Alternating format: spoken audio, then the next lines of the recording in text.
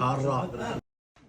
اليوم يا جماعة ولأول مرة بجرب الأكل الليبي. مطعم الروبيان في أكسراي، رحت لهم عشان أجرب المبكبكة الليبية ولقيت عندهم كل الأكلات الليبية، الكسكسي، الرشتة، والمبكبكة طلعت بتنعمل باللحم وبالسمك. فأنا اليوم جربت تبعت اللحمة وتبعت السمك، ونقول لكم إيش الفرق بينهم ومين الأذكى كمان.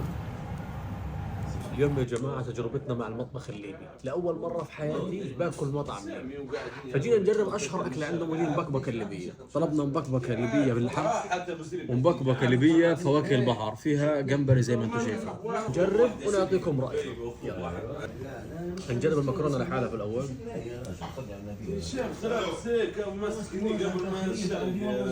حارة. اللحمة دايبة دوب.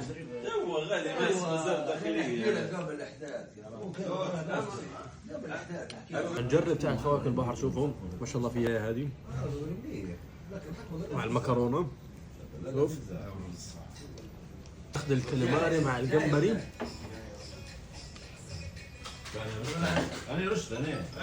تنتين كثير ذكيين، بس بعطي هاي 7 من 10 وهي 9 من 10. تاعت فواكه البحر والسمك كثير عجبتني.